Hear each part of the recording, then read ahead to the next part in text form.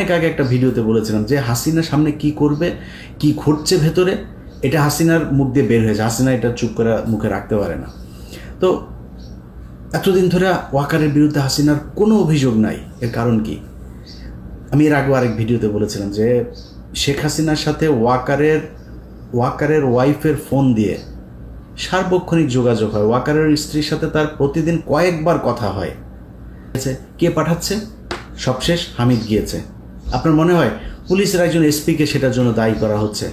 এমনকি এসবির যে প্রধান, তার দায় আছে, অবশ্যই তার দায় আছে। সে এসবির প্রধান, নো ডাউট যে সে কখনোই আওয়ামীপন্থী লোক না, সে আওয়ামী লীগের দ্বারা নির্যাতিত লোক, কোনো সমস্যা নেই, কিন্তু তিনি এই দায় এড়াইতে পারবেন না। বাট যদি সব কিছুর উপরেই করা হয়, এখানে 100% আর্মি জড়িত।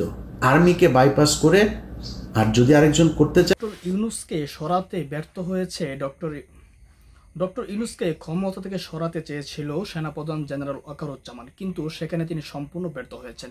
সেনাপ্রধান ডক্টর ইউনূসকে সরাইতে না পেরে তিনি কি ধরনের চক্রান্ত করতেছেন, সেনাপ্রধানের সাথে হাসিনার যোগাযোগটাই বা কীভাবে হচ্ছে, বর্তমান পরিস্থিতিটা কেমন হচ্ছে দেশের রাজনীতিতে এবং ডক্টর ইউনূসের বিরুদ্ধে, এবং এই যে মমতাজ সহ আওয়ামী লীগ নেতারা গ্রেফতার হচ্ছে, তারা কেন এখন হঠাৎ করে গ্রেফতার হচ্ছে, সমসাময়িক এই বিষয়গুলো নিয়ে গুরুত্বপূর্ণ আলোচনা করেছে সাংবাদিক ইলিয়াস হুসাইন।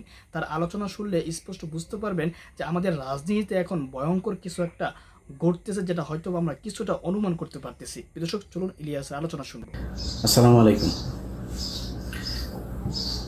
আপনারা গেল 2-3 দিন ধরে নানান ধরনের তথ্য, অপতথ্য, গুজব, অনেক কিছুই শুনছেন। এইসব শোনাশুনির ভেতরে আপনাদের অনেকের অনেক ধরনের মন্তব্য আসতে পারে যে আসলেই সেনাবাহিনী কী চাচ্ছে, সেনাবাহিনী কি আসলেই ক্ষমতা নিতে চাচ্ছে কিনা। দেখেন, প্রথম কথা হচ্ছে যে সেনাবাহিনী 5 তারিখে কোন পরিস্থিতিতে শেখ হাসিনাকে যেতে, আপনারা এর আগে শুনেছেন, বুকে পাথর চাপা দিয়ে সেনাপ্রধান তার এটা করতে হয়েছে 5 তারিখের ঘটনাগুলো। এটা কিন্তু বাস্তব কথা। মানে সিম্পল একটা জিনিস শোনেন, ধরেন একজন পুলিশের কনস্টেবল নিয়োগ করতে গিয়ে, আপনারা বাংলাদেশে আছেন, আমার চাইতে আপনারা অনেক ভালো জানেন এগুলো, আমরা তো আপনাদের কাছ থেকে শুনেই কথাবার্তা বলি। আমি নিজে তো আর এখানে আমার এমন কোনো সোর্স নাই যেটা দিয়ে আমি উড়ে গিয়ে তারপরে গিয়ে জেনে আসি। আপনারা জানেন যে একটা পুলিশের কনস্টেবলের চাকরি নিতে গেলে আপনার কি পরিমাণে করতে হয়, মানে সরকারি যেসব গোয়েন্দা সংস্থা এই যে ভেরিফিকেশনের কাজটা যে চলে, আপনার পরিবারের ভেতরে মানে বাবা মা ভাই বোন না, এর বাইরেও 14 গোষ্ঠীর ভেতরে জামাত বিএনপির কোনো লোকজন আছে কিনা সেটা যাচাই বাছাই করে তারপরে আপনাকে চাকরিতে নেওয়া হতো। এটা সত্য কি মিথ্যা আপনি নিজেকে জিজ্ঞেস করেন। যদি তাই হয়, শেখ হাসিনার চোখের সামনে সেনাপ্রধান ওয়াকার, মানে শেখ হাসিনার পছন্দগুলো কি আপনি বলেন? শেখ হাসিনার পছন্দ হচ্ছে ওই নিজাম হাজারি, শেখ হাসিনার পছন্দ হচ্ছে এই শামীম ওসমান, শেখ হাসিনার পছন্দ ওই যে কুমিল্লার বাহার, যত মানে জাউরার যত শ্রেষ্ঠ মানে প্রো ম্যাক্সের একদম সর্বশেষ ভার্সন যেটা আছে, সব শেষ ভার্সন হচ্ছে শেখ হাসিনার পছন্দ। এর আশপাশে কোনোদিন ভালো মানুষের কোথাও এই জায়গা দেয় না। তো এর মতো একটা জাউরা এই যে ওয়াকারের মতো একজনকে এখানে বসাবে, আপনার মনে হয় সেনা প্রধান এ যে কোনো সময় চাইলেই সরকার পতন ঘটাইতে পারে, আমাদের সাবকন্টিনেন্টের প্রেক্ষাপটে যদি চিন্তা করা যায়। তাকে যাচাই বাছাই না করে শেখ হাসিনা ভুল করেছে সেনা প্রধানকে বসিয়ে, এটা মনে করার কোনো কারণ নাই। মানে গোয়েন্দা সংস্থা না, খালি শেখ হাসিনা যদি ভুল করেও ভারত তো ভুল করবে না। শেখ হাসিনার এই ধরনের পদগুলো, এই পদায়ন কারা করতো? ভারত থেকে করতো। এমপি মন্ত্রী কে কোথায় বসবে, গুরুত্বপূর্ণ জায়গায়, পুলিশের বিভিন্ন শাখায়, সব ভারতের দেয়া। তো ভারত তার ব্যাপারে জানে না, না জেনেই তাকে এখানে বসিয়েছে। ওয়াকার মনে প্রাণে একজন আওয়ামী প্রেমী, যেটা সে আগে বলেছে, বুকে পাথর চাপা দিয়ে তারপরে তিনি 5 তারিখের এগুলো করেছেন, ওইটাই হচ্ছে বাস্তবতা। তো এই ব্যক্তির যদি আপনি কোনো চিন্তা ভাবনা ধারণা সব বাদ দিয়ে আপনি নিজে থেকে মানে একদম সায়েন্সের মতো যদি তাকে করতে চান, ল্যাবরেটরিতে যদি টেস্ট করতে চান, তো ল্যাবরেটরি টেস্টে আপনাকে প্রথম করতে হবে, এই যে হাসিনা 9 মাস ধরে অনেক বক্তব্য দেখেছেন, এ কিন্তু এর মানে মুখ কিন্তু যথেষ্ট মানে কি বলবো, যে ও কথা না বললে পারেন, ও কথাই কিন্তু এই যে এই পতন টতন যা কিছু হলো সব কিন্তু এর কথাই। এর মুখ থেকে গেল 9 মাসে আপনি আজ পর্যন্ত শুনেছেন ওয়াকার সম্পর্কে কোনো খারাপ কথা, ওয়াকারের বিরুদ্ধে কোনো অভিযোগ? গত 3 বছর ধরে ইউনূসকে নিয়ে শেখ হাসিনার এত কথা কেন, এত শত্রুতা কেন? কারণ হাসিনা জানতো যে ইউনূস কিছু একটা ভেতরে ভেতরে করছেন, বা পশ্চিমাদের যেই চিন্তা ভাবনা সেটা তিনি জানতেন, সেটা জেনেই কিন্তু তিনি এগুলো করেছেন। অতএব হাসিনার মুখ থেকে বের হয়ে যায়। আমি অনেক আগে একটা ভিডিওতে বলেছিলাম যে হাসিনা সামনে কি করবে, কি ঘটছে ভেতরে, এটা হাসিনার মুখ দিয়ে বের হয়ে যায়। হাসিনা এটা চুপ করে মুখে রাখতে পারে না। তো এতদিন ধরে ওয়াকারের বিরুদ্ধে হাসিনার কোনো অভিযোগ নাই। এর কারণ কি? আমি এর আগেও আরেক ভিডিওতে বলেছিলাম যে শেখ হাসিনার সাথে ওয়াকারের ওয়াইফের ফোন দিয়ে সার্বক্ষণিক যোগাযোগ হয়। ওয়াকারের স্ত্রীর সাথে তার প্রতিদিন কয়েকবার কথা হয়, তারপরে ওয়াকারের সাথেও কথা হয়। তো এগুলোর যদি নাকি আপনি ওই যেটা বললাম ল্যাবরেটরিতে যদি নাকি আপনি টেস্ট করতে যান, আপনি দেখেন আওয়ামী লীগ যা যা চায় ওয়াকার তা ঠিকঠাক মতো করছে কিনা। 5 তারিখে শেখ হাসিনাকে ওয়াকারের প্রথম কাজ কী ছিল? তারে অ্যারেস্ট করা। সে তো খুনি, তারা অ্যারেস্ট করেছে? করে নাই। এই যে আয়নাঘর থেকে তো সাথে সাথে বের করে দেওয়া দরকার ছিল, লোকজনরা যাইতে দেয় নেই। প্রথমেই তো তার এটা উচিত ছিল যে কোথায় কোথায় আছে। সে মনে করেন আয়নাঘরের এগুলো খালি জিয়াউল হাসান সব কিছু করেছে, আর কেউ সব ফেরেস্তা। এখন জিয়াউল হাসানকে বানানো হয়েছে হচ্ছে বলির পাঠা। জিয়াউল হাসান মানে যত কিছুই তার বিরুদ্ধে অভিযোগ আছে, আমি জানি না সেগুলোর কতটা সত্য মিথ্যা আমি জানি না, কিন্তু এই লোক ছিল হচ্ছে স্ট্রেট ফরওয়ার্ড লোক। এ যারা যা বলতো, যারা মেরে ফেলবো তার মেরে ফেলবো, এই টাইপের লোক সে একজন। এখন এদের সাথে তেল দিয়ে চলতে পারেনি, সব দোষ তার ঘাড়ে দিয়ে সবাই ভালো মানুষ। এখন আপনি যে সেনাপ্রধান হিসেবে ক্ষমতা নিলেন, আপনি জানেন না কিচ্ছু, এই যে গুমটুম হয়েছে আয়নাঘর, কোনো কিছু জানেন না। তাহলে 5 তারিখের সন্ধ্যার ভেতরে সবাইকে ওইখান থেকে বের করে আপনার ক্যান্টনমেন্টের ভেতরেই তো ছিল এগুলো, আপনি করেন। এখন পর্যন্ত কি ক্যান্টনমেন্টের ওই আয়নাঘরে আপনার নিয়ে গিয়েছেন? গেলেন কোথায়? গেলেন হচ্ছে র্যাবের একটাতে, তাও সেইটার মানে রেনোভেশন করে তারপরে নানান ধরনের পরিবর্তন এনে তারপরে মানুষকে নিয়ে দেখালেন 6 মাস পরে। 650 মানুষকে আওয়ামী লীগের ক্যান্টনমেন্টে জায়গা দিল কে? তারা এখন কোথায়? কয়দিন পরপর দেখা যাচ্ছেন এই ইন্ডিয়া চলে গিয়েছে, ও ওইখানে চলে গিয়েছে। কে পাঠাচ্ছে? সবশেষ হামিদ গিয়েছে। আপনার মনে হয় পুলিশের একজন এসপিকে সেটার জন্য দায়ী করা হচ্ছে? এমনকি এসবির যে প্রধান, তার দায় আছে, অবশ্যই তার দায় আছে। সে এসবির প্রধান, নো ডাউট যে সে কখনোই আওয়ামীপন্থী লোক না, সে আওয়ামী লীগের দ্বারা নির্যাতিত লোক, কোনো সমস্যা নেই, কিন্তু তিনি এই দায় এড়াইতে পারবেন না। বাট যদি সব কিছুর উপরেই করা হয়, এখানে 100% আর্মি জড়িত। আর্মিকে বাইপাস করে, আর যদি আরেকজন করতে চায় সেটাও ডক্টর ইউনূস, কিন্তু আর্মিকে বাইপাস করে না, তাদের সমর্থন নিয়ে তারপরে করতে হবে। সো এই ঘটনার সাথে আর্মি জড়িত। এখন পর্যন্ত ধারাবাহিকভাবে মমতাজকে ধানমন্ডি থেকে গ্রেপ্তার করা হয়। আচ্ছা আপনি বলেন এই দেশটা টিকবে কেমনে? আমারে বলেন। ধানমন্ডির মতো জায়গায় মমতাজ এতদিন ধরে পালায়া ছিল, তো এই দেশের পুলিশ করে কি? ডিজিএফআই করে কি? এনএসআই করে কি? গোয়েন্দা সংস্থা কি করে? আপনি এই দেশ কেমনে টিকাবেন? এই যদি হয় গোয়েন্দাদের অবস্থা, তাহলে আপনি এই মানে ভবিষ্যতে যে আরও বড় ধরনের কোনো ঘটনা ঘটবে না, সেটা আপনি সামলাবেন কেমনে? পারবেন না সামলাইতে। তারপরে কি করলো? হাসিনার বাড়ি ভাঙবে পোলাপান। ওটা তো বাকশালের আতুর ঘর, ওইখানে বসে এই দেশের যত অপকর্ম সব হয়েছে, এই দুর্নীতি থেকে শুরু করে এই পর্যন্ত এই বাংলাদেশের যত অবক্ষয়, ভারতের যত যোগসাজশ, ভারতকে এই দেশে কাজ করতে দেওয়ার যত কিছু সব ওই ঘরে বসে হয়েছে। ওইটার পাবলিক টয়লেট বানানো উচিত একদম, মানে লিটারালি। এটার এরকম না যে মানে মানুষ যায় এখন তো হিসু করে, এইভাবে না, বানাই দিতে হবে। পুরুষ মহিলার আলাদা করে ওখানে বাথরুম বানাইতে হবে, এবং লেগে দিতে হবে বাথরুমের ওইখানে সামনে বড় করে ব্যানার থাকতে হবে, একটু হেগে যান, এটা এই জায়গা হইতে হবে।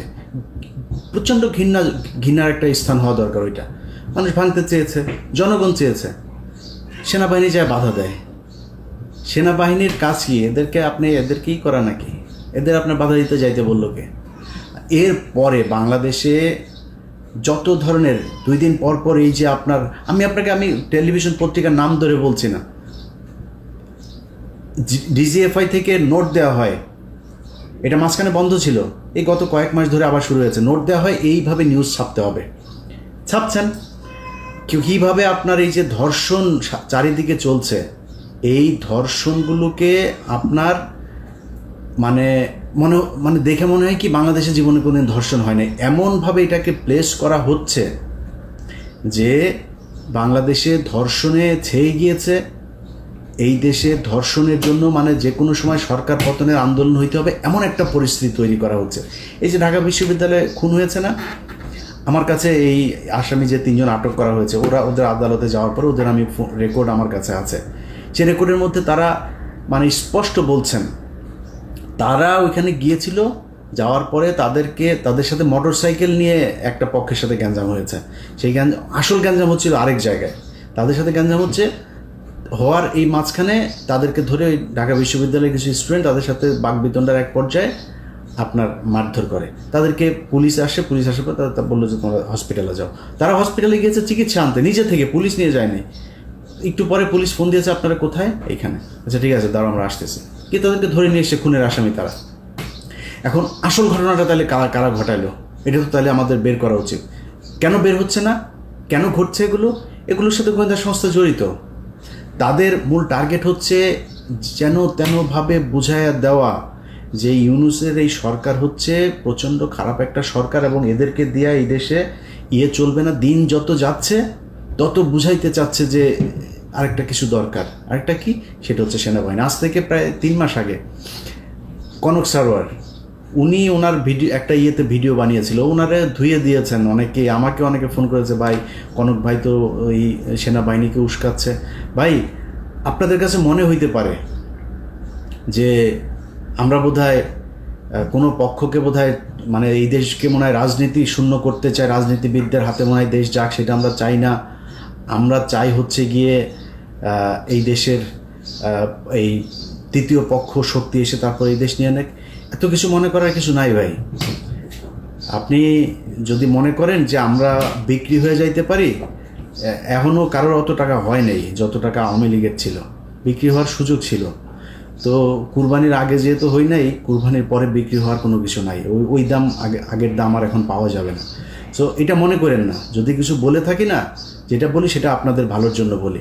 আপনারা শুধু একটা জিনিস মাথায় রেখেন, এই সেনাপ্রধান সুযোগ খুঁজছেন, শুধু কোনো না কোনোভাবে সেই করা, শুধু পারছেন না একমাত্র ইউনূসের ধাক্কার কারণে।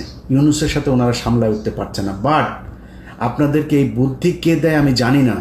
আমি ভাই খুব ছোট মানুষ, খুব অল্প বুঝি।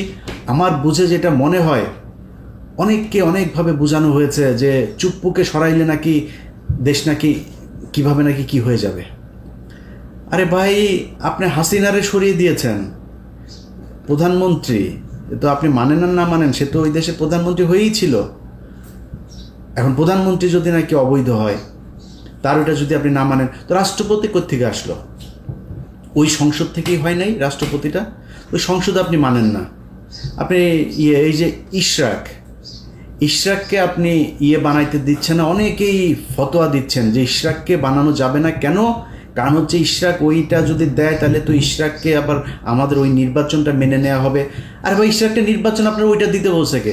ইশরাককে তো মানুষ নামই দিয়েছে জনতার মেয়র, ও এমনিতে যায় বসবে, ওরা আপনার ওই নির্বাচনের হিসাবে দেওয়ার দরকার। অনেক জায়গায় বসাচ্ছেন না লোকজন, আপনি রিটায়ার্ড পুলিশের লোককে আইনে পুলিশের আইজিপি বানাচ্ছেন, কমিশনার বানাচ্ছেন। আর ইশরাকের মতো একজন মানুষকে, আপনি এত জনপ্রিয় একজন মানুষকে আপনি দিচ্ছেন না, আপনার সিটি কর্পোরেশনের মেয়র হইতে দিচ্ছেন না। তো এইসব মানে বানায় নিজেদের ভেতরেই করে। বিএনপি জামাতের ভিতরে বিশাল ফাটল। ভাই আপনি কি মনে করেন যে এই দেশে যদি নাকি ইন্ডিয়া আবার এই দেশের দখল নেয়, কন্ট্রোল নেয়, আপনার মনে হয় বিএনপি বা জামাত কাউকে মানে ছেড়ে দিবে? এটা বিএনপির, ওরে কিছু বলিস না আমাদের লোক, এটা বলবে যে জামাত আমাদের খুব করেছে, আমাদের মাফ করে দিয়েছে, জামাতের ওদের কিছু বলিস না। মনে হয় আপনাদের ভিতরে সুকৌশলে এবং সোশ্যাল মিডিয়াতে, আমি গতকালকে আমার ফেসবুকে একটা পোস্টও করেছে, এই যে নিজুম মজুমদার, যে হারপিক মজুমদার আছে, এই হারপিক মিলে ওদের তো ধরেন সারাদিন কোনো কাজ নেই, এখন ওদের খালি অপেক্ষায় থাকে যে এটা আমরাও ছিলাম এক সময়, যে কখন হাসিনার পতন হবে, ওদের কাজ হচ্ছে ওইটা। বাট আমাদের সাথে যেই জনসমর্থনটা ছিল, ওদের সাথে সেই সমর্থনটা নাই। পার্থক্য শুধু এই জায়গাটাতে। ওরা করছে কি, বিএনপির নামে আইডি খুলছে, অমুক উপজেলা যুবদল, অমুক জেলা ছাত্রদল, এভাবে খোলা বিএনপির আবার শিবিরের নামেও খুলছে একইভাবে।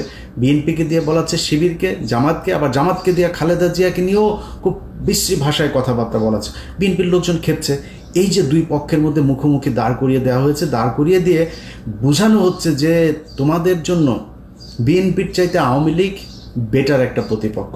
আবার বিএনপিকেও বোঝানো হচ্ছে যে তোমাদের জন্য জামাতের চাইতে আওয়ামী লীগ অনেক ভালো, বেটার প্রতিপক্ষ। কারণ জামাত আসলে জামাতের অনেক বেশি জনপ্রিয়তা লাভ করবে, তাদের কাছ থেকে তোমরা কখনো ভোটে জিততে পারবে না। এই যে জিনিসগুলো বুঝায়া যা যা করা হচ্ছে সব গোয়েন্দা সংস্থার খেলা, এবং এই গোয়েন্দা সংস্থা কন্ট্রোল হচ্ছে কোত্থেকে? ভারত থেকে। তো যে বিষয়টা নিয়ে ভিডিওটা আজকে করতে এসেছি ভাই, সিম্পল, শুধু নিজে নিজে হিসাব মিলান। বিডিআর হত্যাকাণ্ড এই দেশের প্রধান, এই বাংলাদেশকে 15 বছর যে আপনার কন্ট্রোল করলো ভারত, সেটার প্রধান দরজা ছিল হচ্ছে পিলখানা হত্যাকাণ্ড। এই পিলখানা হত্যাকাণ্ডের বিচার কে হইতে দিচ্ছে না? সেনাপ্রধান হইতে দিচ্ছে না। প্রথম আলো এই দেশের জঙ্গি নাটকের মূল হোতা, সেই প্রথম আলোর সামনে লোকজন গেল জিয়াফত করতে, ওর অফিস ভাঙতেও জানে, কারোর ধাক্কাও নেই, অফিসে গায়েও হাত দেয়নি। আর্মি সরাসরি চলে গেল, পুলিশের আগে আর্মি সেখানে যায় লোকজনের মারলো। একটা ছেলেকে প্রথম আলোর নিচে নিয়ে সেনাবাহিনীর পোশাক পরা লোকজন সেখানে তাকে মারলো। এইসব ঘটনাগুলো কি আপনারা ফালাইতে পারেন না কিছু? আপনারা দেশে এই রাজনীতি মারাইতে আসছেন। আর বেটা ইতে যা, ওই পার্বত্য চট্টগ্রামে যা, পার্বত্য চট্টগ্রাম নাই হয়ে গিয়েছে। পার্বত্য চট্টগ্রামে বাংলাদেশের কোনো দখল নাই। আমার লাস্ট হাসিনুর ভাই আমার ইয়েতে আসছিলেন, উনি যা বললেন আমি অবাক হয়ে গেলাম, আমি নিজেও জানতাম না। সন্ধ্যার পরে আপনি নিরাপত্তা চৌকি উঠায় নিতে হয় সেনাবাহিনীর। সমস্যা তো হয়ই সন্ধ্যার পরে, কাজ অপকর্ম যা হয়, চোরা কারবারি থেকে শুরু করে যত ধরনের জঙ্গিদের ইয়ে হয়, এগুলি তো ওই ইয়ের পার্বত্য চট্টগ্রামের যে জঙ্গি, যেগুলো ভারতীয় জঙ্গি আছে, এগুলো সব রাতেই করবে, রাতে উঠায় নিতে হয় তাদের। ওইখানে আপনি যাদের যেসব করতে হইতো, মানে অবদান রাখতো, যারা কিনা খুব এই বাহিনীতে খুব সুনামের সাথে কাজ করতো, তাদেরকে কিছু অ্যাওয়ার্ড দেওয়া হতো, সেগুলো বন্ধ করে দিয়েছেন। আর্মিকে দিয়ে ভাত খাওয়াচ্ছেন, আপনার ক্যাম্প প্রত্যাহার করে নিচ্ছেন। আপনি ওইখানে যান, আপনার ওইখানে কাজ, আপনি এনে বসে বসে এই দলের ওই দলের গুতাগুতি আপনার এগুলি করা লাগে কেন? এগুলি করবেন, করে তারপরে নিজের বিশাল আকারে নায়ক বানাবেন। আমি একদম ঠিক জেনারেল আজিজের প্রতিচ্ছবি আপনার ভেতরে দেখছি। জেনারেল আজিজ যেভাবে পচেছে, আপনি ঠিক একইভাবে পচবেন। আপনি ডিজিএফআইরে দিয়ে লেখায়া বিভিন্ন গণমাধ্যমে আপনি লেখাচ্ছেন, এটা করে আপনি নিজের করতে পারবেন না। আমরা এখনো বেঁচে আছি ভাই, আমাদেরকে কিনতে পারবেন না। ডিজিএফআই ওই টাকা পয়সা দিয়া, ওই যে কি বলে ওর নাম কি, ডাক্তার জাহিদ টাহিদ, আরও কিছু ইউটিউবাররা আপনারা কিনছেন, মাসে মাসে পে করেন, অন পেমেন্টে এদেরকে দিয়ে আপনারা নিজেদের পারপাস সার্ভ করেন। এটা দিয়ে, এগুলি দিয়ে আমাদের কাউন্টার দেওয়া যাবে না ভাই। বাংলাদেশের পুরো টেলিভিশন পত্রিকা মিলে আমাদের কাউন্টার দিতে পারেন। আপনি এই ডাক্তার জাহিদ মাহিদ এগুলি 2 টাকার আপনাদের এই পোশাক কুকুর এগুলির দিয়ে আপনারা আমাদের কাছে আসছেন করতে, এটা দিয়ে হবে? অতএব আমি আর্মিকে বলবো ভাই, আপনাদের সোজা হইতে হবে, শেখ হাসিনার কথা ভুলে যাইতে হবে, আওয়ামী লীগের কথা ভুলে যাইতে হবে, ভারতের কথা ভুলে যাইতে হবে। তাদেরকে এই দেশে আবার ফের পুনর্বাসিত করবেন, এই চিন্তা, এই স্বপ্ন আপনার মন থেকে সরায় ফেলতে হবে। বিডিআরের বিচার করতে হবে, তদন্ত করতে হবে, যারা আছে তাদেরকে ছাড়তে হবে, এবং এদের যথাযথ এই ক্ষতিপূরণ দিতে হবে। এই যে পরিবারগুলোকে ধ্বংস করা হয়েছে, এগুলোর ক্ষতিপূরণ দিতে হবে। সেনাবাহিনীর যারা যারা এর সাথে জড়িত ছিল তাদের সবাইকে গ্রেপ্তার করতে হবে। ওই ঘরবন্দি, নজরবন্দি, ক্যান্টনমেন্টের ভেতরে আপনাদের আলাদা সেলের মধ্যে রাখা, এইসব ধনফোন বুঝায় পাবলিকের লাভ নাই। এদেরকে গ্রেপ্তার করতে হবে এবং সাধারণ আইনে গ্রেপ্তার দেখাইতে হবে, বিচারের মুখোমুখি করাইতে হবে। আপনারা এইখান থেকে বের হইতে পারবেন। আমি অন্তত বেঁচে থাকা অবস্থায় আপনি বিডিআরের এটারে নিয়ে মানুষকে যা তা বুঝায় তারপরে আপনি বেঁচে যাবেন, ভারতকে বাঁচাবেন, আওয়ামী লীগকে বাঁচাবেন, আর্মির এইসব কালপিটদের বাঁচাবেন, এটা সম্ভব না। এটা এদেশে হইতে দেওয়া হবে না। সো আপনাদেরকে সিদ্ধান্ত নিতে হবে, আপনারা কি জনগণের বন্ধু হবেন, নাকি আওয়ামী লীগের করে তারপরে 2 দিন পর ঘুচুমুচু করবেন এই শাসনের জন্য বাংলাদেশে। আপনার পিছনে জুনিয়র অফিসার যারা আছে তারা এখন খুব অ্যালার্ট। আপনার এই ভেতরের লোকজনই আছে যারা কিনা ওই জায়গায় আর যাইতে চায় না। আর যদি মনে করেন কিছু লোকজন নিয়ে আপনি একটা সিদ্ধান্ত নিয়ে নেবেন, এই দেশের মানুষ ওই জায়গাতে নাই এখন। আপনি মানে খেলার মধ্যে ক্রিকেট খেলায় দেখেন না, একটা পর্যায়ে যায় একটা দল এমন জায়গায় যায় ওখান থেকে আর উঠতে পারে না, আপনাদের অবস্থা এখন তাই। এখান থেকে ধাপ করে উঠতে পারবেন না। আপনার রান দরকার 3 রান, হাতে আছে 7 উইকেট, এদিকে ওভার আছে আরও 27 ওভার। এখান থেকে আপনি ম্যাচ জিতে আনতে পারবেন আবার ফের ঘুরে, ওটা সম্ভব না। অতএব আপনাদের সিদ্ধান্ত নিতে হবে এটা। আর আমি খুব বিনয়ের সাথে বাংলাদেশের বিএনপি এবং জামায়াত আপনাদের কাছে বলতে চাই, বা ছাত্রদেরকেও বলতে চাই, ভাই আপনাদের ছাত্রদের সাথে খুব খারাপ একটা সম্পর্ক হয়েছিল, নতুন করে তাদের সাথে আমার সম্পর্কটা আবার আমি নিজেই তাদের সাথে শিথিল করেছি, মানে সুন্দর করেছি। অতএব এই সম্পর্কটা তাদের সাথে রাখতে চাই। আপনাদের কাছে অনুরোধ একটা, তাদেরকে আমি এটাই বলেছি যে ভাই এই প্রথম আলো, ডেইলি স্টার, এই ইন্ডিয়া, আওয়ামী লীগ এইসব ফাঁদে পা দেওয়া যাবে না। আপনাদের আমার নিয়ে গালাগালি করেন, আমি কিচ্ছু বলবো না, কিন্তু আমারে যখন আপনারা দেখবো আমি প্রথম আলোতে গিয়েছেন, তখন ভাই আমার রক্ত এগুলি মানে টকবক করে ফুটতে থাকে, আমি নিজেরা কন্ট্রোল করতে পারবো না তখন। সো এটা তাদেরকে বলা আছে। ছাত্রদেরকেও বলি, ভাই আমারে কারোর ক্ষমতার ভাগ দেওয়ার দরকার না। আমি কারোর কাছে কোনো চেয়ার চাই না, কোনো পদও চাই না, কিছুই চাই না, 1 টাকাও চাই না। যেখানে ছিলাম ওইখানেই আছি, এইখানেই থাকবো। আল্লাহ যেন সারা জীবন ওই জায়গাতে রাখে। আল্লাহর কসম করে বললাম ভাই, এই ভিডিওটা যখন রেকর্ড করছি তার কয়েক মিনিট পরে মাগরিবের নামাজ, এই সন্ধ্যার সময় সবার সামনে আল্লাহর কসম করে বললাম, মৃত্যুর আগ দিন পর্যন্ত এই জায়গাতেই থাকবো ইনশাআল্লাহ। এই দেশের সার্বভৌমত্ব রক্ষায় আমার অনেক ভুল থাকতে পারে, কিন্তু নিজেকে নিজের জানতে আমি আমার নিজের সজ্ঞানে কোনো দিন এই দেশের বিরুদ্ধে অবস্থান নেব না, এটা মনে রাখেন। সো আপনাদের দেশ আপনারা চালাবেন, আপনারা ক্ষমতায় আসবেন, আপনারা বিরোধী দলে যাবেন, যা মনে চায় করেন, কিন্তু এই দেশটা এই দেশের ভেতরেই থাকতে হবে। ভাই চাঁদাবাজি করেন, কোন ছাত্র কার কাছ থেকে টাকা নিয়েছে, কোন বিএনপির লোক কোন জায়গায় চাঁদা নিয়েছে, কোন জামাতের লোক কোন জায়গায় চাঁদা নিয়ে, আমার যায়ও না আসেও না, যা মনে চায় করেন, শুধু টাকা বিদেশে পাঠায়েন না। আর ওই এদের সাথে হাত মেলানো যাবে না। এদের সাথে যে হাত মেলাবেন তারে আমি যখন যেভাবে আগেও বলেছি এখনও, যখন যেভাবে তাকে ন্যাংটা করার সুযোগ পাবো আমি কিন্তু ন্যাংটা করে দেবো। তো ওই জায়গাটা ঠিক রাখেন। আর আপনাদের কাছে সবচেয়ে বড় অনুরোধ যেটা, সেটা হচ্ছে যে আপনারা তো ক্ষমতা চান, তাই না? ক্ষমতা চাইতে হইলে আপনারা যেটা মনে করছেন যে আমরা মনে হয় তৃতীয় কোনো পক্ষকে সুযোগ সুবিধা, না ভাই, আপনার মাথায় রাখতে হবে তারেক রহমান এখনও পর্যন্ত দেশে ফেরে নাই। নিশ্চয়ই দেশে ফেরার মতো পরিস্থিতি হয় নাই, তাই ফেরে। খুব সিম্পল হিসাব, কেন হয় নাই, যেই কারণে হয় নাই সেটা আপনারা নিজেরা চিন্তা করেন। কারা কারা এখনও পর্যন্ত সেই সরকারের এই কি বলে এই আওয়ামী লীগ সরকারের লেসপেন্সার যারা যারা এখনও পর্যন্ত আছে তাদেরকে সরানোর ব্যবস্থা করেন। প্রথম আলো, ডেইলি স্টার সহ এই যে সন্তোষ শর্মা টর্মা এই যারা যেগুলো আছে এগুলোর ব্যাপারে চোখ কান খোলা রাখেন। ভাই এখনও পর্যন্ত নিজেদের মধ্যে এই দ্বন্দ্ব করার সময় এখনও আসে নাই। এখানে যদি ভারতকে যদি আবার আপনি সুযোগ দেন, ভারত হাসিনা আসতে পারবে না হয়তো, কিন্তু ভারত ওই আওয়ামী লীগের মতোই আরেকটা শক্তিকে এখানে দাঁড় করাবে। সো সেটা যদি হয় আপনার মাথায় রাখতে হবে, আপনাদের বিএনপি করেন যারা, আপনাদেরকে ভাই পরীক্ষা নেওয়ার কিছু নাই। আপনারা এই গেল 15 বছরে যারা কিনা এখন নতুন করে আবার বিএনপিতে যোগ দিচ্ছেন তারা না, এই গত 15 বছর যারা বিএনপি করেছেন, সে ভালো খারাপ যা মনে চায় সে অন্তত এইটা প্রমাণ করেছেন যে আপনি ভাই দেশপ্রেমিক, এবং ভারতের ব্যাপারে আপনি কোনো ছাড় দেন নাই। কিছু তো আছেই, বিএনপি জামাত এর মধ্যে কিছু আছে যারা কিনা ভেতরে ভেতরে তাদের সাথেও যুক্ত ছিল, আমি তাদের কথা বলছিলাম, কিন্তু বাংলাদেশের সংখ্যাগরিষ্ঠ বিএনপি জামাত পরীক্ষা দিয়ে এসছেন আপনারা। আপনাদের এই দেশের অনেক অবদান, আপনাদেরকে তুচ্ছ তাচ্ছিল্য করে আপনাদের বিরুদ্ধে কথা বলার ওই শক্তি সাহস কোনোটাই আমার নাই।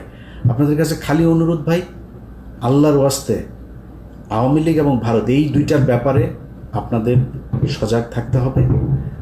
আমার ব্যাপারে, আমাদের ব্যাপারে আপনাদের কোনো টেনশন করার দরকার নেই যে আমরা মনে হয় উস্কাচ্ছি কাউকে বা কোনো কিছু, এরকম কোনো কিছু না। এখানে সেনাপ্রধান চাচ্ছে সে একটা সেনা শাসনের দিকে নিয়ে যাইতে, তার একটা বলয় তৈরি করতে, বিভিন্ন জায়গায় তার প্রভাব বিস্তার করতে, এটার ব্যাপারে আপনাদেরকে সজাগ থাকতে হবে। সেনাবাহিনীর কোনো ফাঁদে কেউ পা দেবেন না। সেনাবাহিনী যদি নাকি কোনো নোট দেয়, কোনো কিছু দেয়, আমি নিজেও এখন এই ব্যাপারে খুবই অ্যালার্ট। কোনো কিছু কেউ দিলেই আমি সেটা সেনাবাহিনীর পক্ষে বিপক্ষে কারোর এটা বলার ব্যাপারে আমি খুব চেক করে তারপরে করি। আপনারা সেটার ব্যাপারে সজাগ থাকবেন। আরেকটা জিনিস, যারা কিনা এখন উদীয়মান নেতা আছেন, আমাদের দেশের বুড়াগুলোর কাম শেষ, এগুলোর সবগুলোর ভিডিও টিডিও ওই ওদের হাতে আছে, এরা নড়চড় করতে পারবে না। উদীয়মান নেতা যারা আছেন ভাই, সরাসরি বলি, কেউ কিছু মনে করেন না, গার্লফ্রেন্ড আছে, মেয়ে মানুষের সাথে হোটেলে যান, যেখানে যান, যাই করেন, আমি ধর্ম ব্যবসা করতে আসি নাই ভাই, এটা করেন না। প্রথম কথা হয়েছে এটা করেন না। যদি করেন খুব সাবধানে, কার সাথে কথা বলেন সেগুলি খুব সাবধানে, কার কাছ থেকে টাকা নিচ্ছেন খুব সাবধানে, খুব হিসাব করে এগুলো করেন। কারণ আপনার এইটা দিয়ে আপনাকে বাধ্য করা হবে একটা কাজ করতে। আপনার যখন একটা ভিডিও থাকবে, আপনার যখন একটা অডিও থাকবে, আপনার টাকা লেনদেনের কোনো একটা ডকুমেন্টস থাকবে, তখন আপনাকে দিয়ে যে কোনো কাজ করাইতে তাদের সুবিধা হবে, যে তোমার এটা ছাড়া দেবো, তাড়াতাড়ি এটা করো। সো ওই সুযোগটা আপনারা দিয়েন না। আমাদের উপরের যারা আছে সিনিয়র নেতা শেষ, সবার জীবন শেষ। এগুলো ইন্ডিয়ার কাছে ধরা, প্রথম আলোর কাছে ধরা। প্রথম আলোর যে এই যে মেরিল প্রথম আলো আছে না, এই যে নর্তকীদের এনে যে দেওয়া হয়, এই নর্তকীদের দিয়ে তারপরে টানা হয়, বড়শি দিয়ে তারপরে মাছ টানা হয়, টেনে এনে তারপরে বড়শির মধ্যে করে এগুলো দিয়ে সারা জীবন শিকার করা হয় চারিদিকে। সো এই নায়ক নায়িকা, গায়ক গায়িকা, সুন্দরী মডেল, তারপরে হঠাৎ করে বাসের মধ্যে পরিচয়, সিএনজিতে পরিচয়, ফোন করে ভাইয়া আপনার কাছে দেখেছিলাম, এসব থেকে খুব সাবধানে। এই থেকে যদি সাবধানে না থাকতে পারেন, আপনি জীবনে কোনো দিন এই দেশে রাজনীতি করে আপনার নিজের যে ইচ্ছা, আমার বিশ্বাস অনেক মানুষ আছে, ইভেন আসিফ নজরুলের কথা বলে, আসিফ নজরুল নিজেও দাঁড়াইতে পারে না শুধুমাত্র এই একটা কারণে, সেটা হচ্ছে মেয়ে মানুষের ভিডিও টিডিও এগুলো তার আছে। আমার বিশ্বাস যে আসিফ নজরুল এমন একটা মানুষ, সে কিন্তু সম্মান চায়, সম্মানিত হইতে সুন্দর করে কথা বলেন, তিনি পারেন না, ওই একটাই কারণ। অতএব উদীয়মান যারা আছেন তারা খুব সাবধানে, সামনের সময়গুলো ভাই খুব ক্রিটিক্যাল। আমরা চাই ইউনূস একটা সুন্দর পরিস্থিতির ভেতর দিয়ে নির্বাচন দিবে, এবং সেই নির্বাচনটা যত দ্রুত সম্ভব তত দ্রুত দিবেন, যাতে এই দেশে নির্বাচিত একটা সরকার আসতে পারেন এবং সেই সরকারের অধীনে আমাদের দেশ চলবে। তার আগ পর্যন্ত সবাইকে খুবই হিসাব করে চলতে হবে। বিএনপি জামাত, আপনাদের ভেতরে যে দ্বন্দ্ব ভাই, অনেক নতুন বিএনপির সাপোর্টার হয়েছে, যারা কিনা এখন নিজেকে বিরাট বিএনপি দাবি করার জন্য সারাদিন জামাতের বিরুদ্ধে বলে। জামাতের কিছু পক্ষের লোকজন এসে যারা সারাদিন, আমি ভাই জামাতের নেতা তারেক রহমান, শফিকুর রহমান, সবাই নিয়ে যা মনে চায় বলবো, আমার যদি কোনো কিছু বলতে ইচ্ছা করে আমি বলবো, কিন্তু এইটা মনে রাখেন, আমি আওয়ামী বিরোধী ভাই, আমি ইন্ডিয়া বিরোধী, এইটা মাথায় রাখেন। যদি আপনাদের বিরুদ্ধে কিছু বলি, শুধু ওই জায়গায় আমাকে আঘাত করলে, প্রথম আলো, ডেইলি স্টার, সন্তোষ, ইন্ডিয়া, এগুলোর ব্যাপারে যদি আঘাত করেন, আমি আপনার বিরুদ্ধে বলবো, এর বাইরে আমি বলবো না। কিন্তু নতুন গজিয়ে ওঠা কিছু বিএনপি জামায়াতের সাপোর্টার হয়েছে, তাদের দেখানো রাস্তায় নিজেদের মধ্যে গুতাগুতি বন্ধ করেন, গুতাগুতি করেন। এই দেশে বিএনপি ক্ষমতায় আসবে, জামাত বিরোধী দল হবে, এনসিপি বিরোধী দল হবে, এনসিপি ক্ষমতায় আসবে, জামাত বিএনপি বিরোধী দল হবে, কোনো সমস্যা নেই, দেশ চালান আপনারা এইভাবে। আপনারা মন্ত্রী হন, এমপি হন, যা মনে চায় হন, আমাদের কোনো যায়ও আসবে না। কিন্তু নিজেদের ভেতরে ঠিক রাখেন, আওয়ামী লীগ ইন্ডিয়ার ব্যাপারে একদম সুস্পষ্ট একটা অবস্থান রাখেন। ওই জায়গাটা ঠিক না রাখতে পারলে সামনের পরিস্থিতি কোন দিকে যায় সেটা বলা খুব মুশকিল। যাই হোক, ভিডিও অনেক লম্বা হয়ে গেল। যারা শেষ পর্যন্ত শুনেছেন, আরও একবার আপনাদেরকে ধন্যবাদ জানাচ্ছি।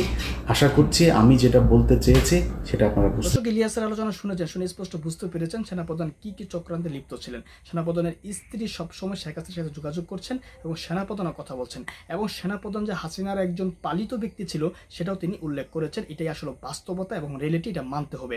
কিন্তু তারপরও সেনাপ্রধানকে এখনও তার পদে বহাল রেখে যদি আমরা ফেসিবাদ মুক্ত দেশ গড়তে চাই, রাষ্ট্র করতে চাই, এটা আসলে অবশ্যই আমাদের জন্য বোকামি হবে। যাই হোক দর্শক, ইলিয়াসের আলোচনা শুনেছেন, আলোচনা আপনার কাছে কেমন লেগেছে মন্তব্য করবেন।